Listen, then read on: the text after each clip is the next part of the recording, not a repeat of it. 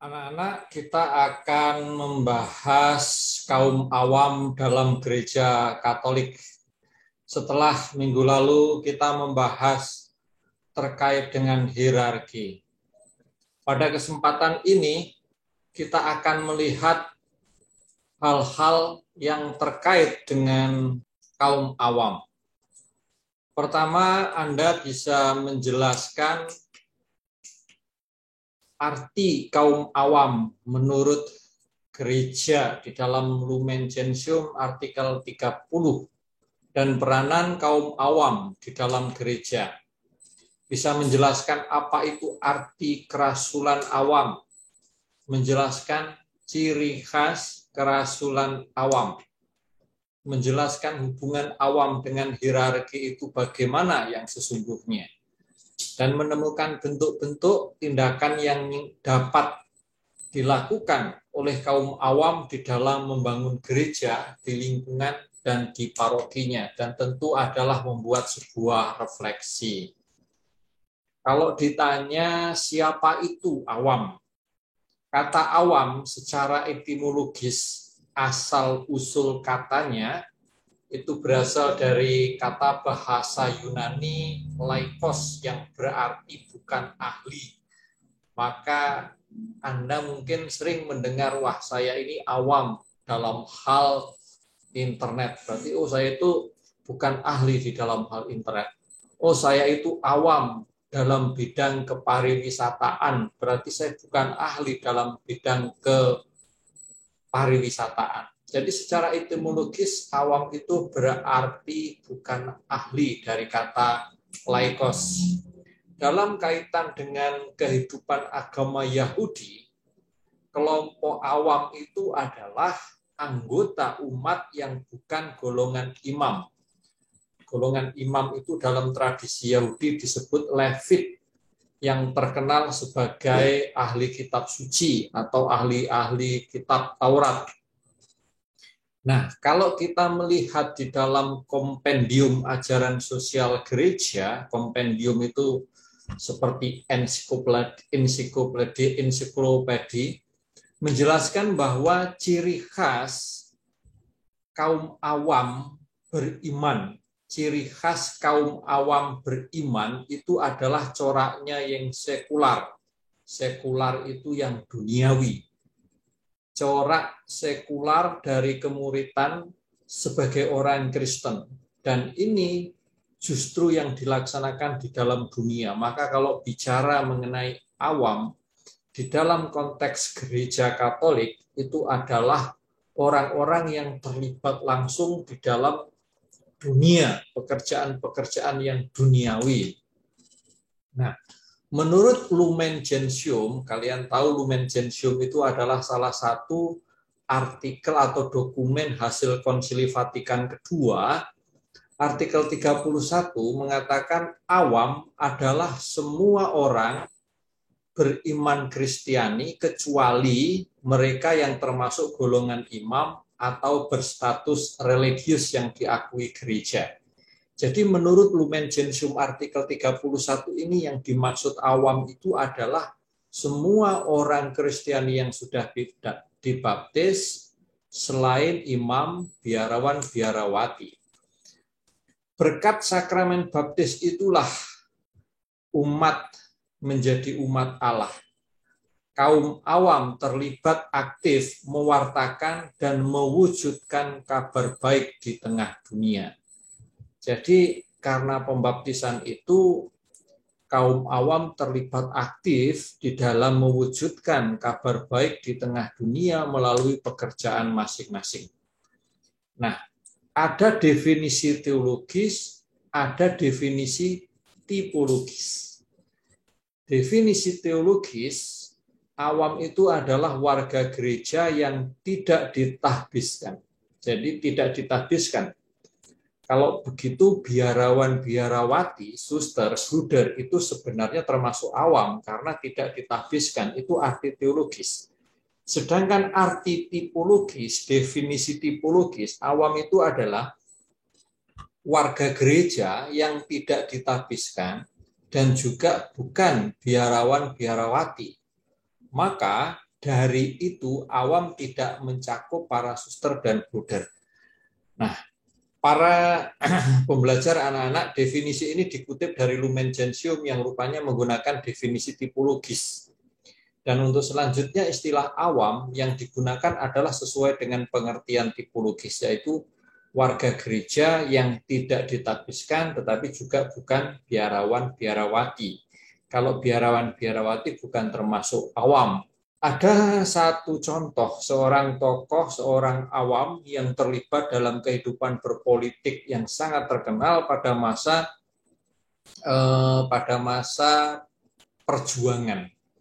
Dan orang tersebut diangkat menjadi pahlawan nasional Indonesia, namanya Joseph Kasimo. Joseph Kasimo ini adalah pendiri Partai Katolik pada masa perjuangan dulu. Dia adalah anak dari seorang prajurit Indonesia di Yogyakarta yang sangat aktif di dalam bidang pendidikan untuk persamaan hak di antara semua warga negaranya. Kasimo ini memperjuangkan kebenaran dan menjadi contoh bagaimana berpolitik yang benar dan yang santun. Ini adalah salah satu contoh seorang awam yang sangat disegani memberikan sumbangsih kepada bangsa dan negara. Menghayati imannya bukan terbatas kepada mereka yang mempunyai agama yang sama, tetapi perjuangan untuk masyarakat Indonesia. Nilai-nilai kebangsaan sangat dijunjung tinggi. Itu I.J. Kasimo. Nah, apa makna awam dan kerasulan awam di dalam ajaran gereja Katolik? Dan tentu awam itu sebagai partner dari hierarki. Kalau dilihat dari gambar itu, kelihatan ada dokter, ada pengusaha, ada pedagang. Nah, mereka itu adalah awam di dalam gereja Katolik. Jadi, yang dimaksud awam itu semua umat Allah, kecuali yang menerima tabisan dan kelompok religius tadi. Ini adalah definisi apa? Tipologis. Ciri khasnya itu adalah keduniaannya, terlibat langsung di dalam dunia, mewartakan kerajaan Allah di tengah dunia melalui profesi masing-masing. Karena itu kaum awam wajib mencari kerajaan Allah dengan mengurusi hal-hal yang fana dan mengaturnya seturut kehendak Allah. Mereka hidup di dalam dunia. Artinya begini, menjalankan segala macam tugas dan pekerjaan duniawi dan berada di tengah kenyataan biasa hidup berkeluarga dan sosial. Seperti bapak, orang tua kalian, itu adalah awam. Terlibat di dalam kehidupan dunia melalui pekerjaannya, tetapi di situ mewartakan kerajaan Allah. Hubungan awam dengan hierarki bagaimana? Kemarin kita sudah tahu apa itu hierarki, sudah tahu awam. Hubungannya, kaum awam itu seperti semua orang beriman Kristiani berhak menerima secara melimpah kekayaan rohani melalui apa? Pelayanan para gembala hierarkis.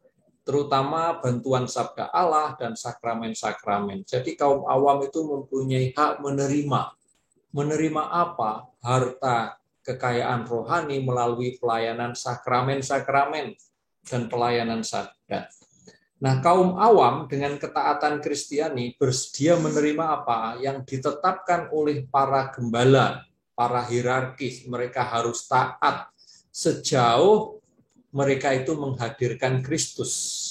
Kalau tidak menghadirkan Kristus, kita boleh untuk tidak taat. Nah, dibantu oleh pengalaman para awam, para imam, para gembala, itu dapat mengadakan sebuah penegasan secara jelas dan tepat. Oh, ini perkara-perkara rohani, oh, ini perkara-perkara duniawi. Nah, lalu apa tugas awam? Tugas awam di sini saya menyinggung dua. Ada tugas kerasulan dalam tata duniawi, ini namanya eksternal, dan ada tugas internal. Yang eksternal mari kita lihat. Tata dunia ini maksudnya medan tempat kaum awam bekerja. Hidup berkeluarga, hidup bermasyarakat, bergumul dalam bidang-bidang pekerjaan, bisa ekonomi, politik, sosial, budaya, HAM, dan itu hendaknya menjadi sebuah ladang bagi orang awam untuk mewartakan kebenaran dan kerajaan Allah.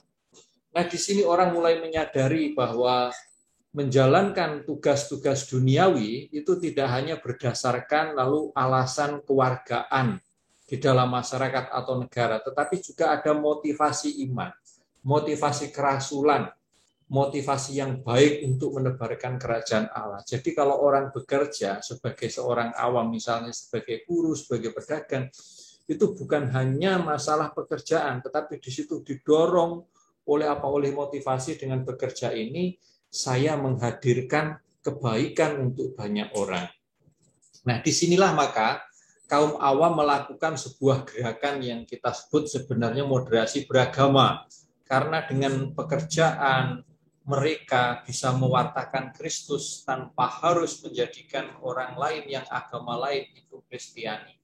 Tanpa harus menyebutkan identitas sebagai pertama-tama orang Katolik, tapi memberikan layanan cinta kasih, memberikan kebaikan kepada orang lain yang bukan agamanya, sesama sukunya.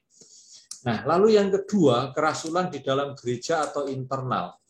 Nah, ini menyangkut sebuah tugas imamamiah, keimaman, tugas menguduskan dari seorang awam. Bisa melakukan dengan cara misalkan memimpin doa dalam pertemuan umat. Jadi kalau kalian bisa memimpin doa rosario di lingkungan, itu adalah sebuah kerasulan internal, kerasulan di dalam gereja yang mempunyai fungsi menguduskan. Nah, yang kedua, memimpin kur misalkan, atau nyanyian dalam ibadah. Kalian aktif menyanyi ketika ada pertemuan lingkungan, ikut terlibat dalam kur gereja, itu adalah tugas pengudusan. Membagi komuni sebagai prodiakon misalkan, menjadi pelayan kuta altar, dan sebagainya. Itu adalah sebuah kerasulan di dalam gereja yang mempunyai fungsi pengudusan. Itu adalah kerasulan internal, disebut sebagai kerasulan internal. Nah, di dalam tugas nabiah, nah kalau tadi kan imamamiah atau pengudusan, di dalam tugas nabiah secara internal seorang awam dapat menjadi anggota dewan paroki misalkan, menjadi ketua seksi, ketua lingkungan, ketua wilayah dan sebagainya, ketua kategorial. Itu adalah bagian pewartaan kerasulan internal yang mempunyai fungsi pewartaan atau disebut nabiah.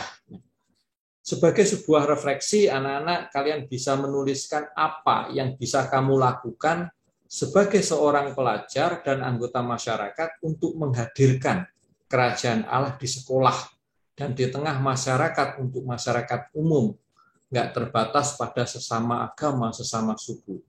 Apa yang bisa kalian lakukan sebagai pelajar dan anggota masyarakat? Dan dengan tindakan kalian itu, kamu memberikan kebaikan kepada banyak orang. Itu saja pada pertemuan saat ini mendalami mengenai kaum awam. Semoga ini memberikan pemahaman dan pencerahan kepada kita, kepada kalian, bahwa kita harus terlibat aktif baik di dalam gereja maupun di tengah masyarakat. Amin.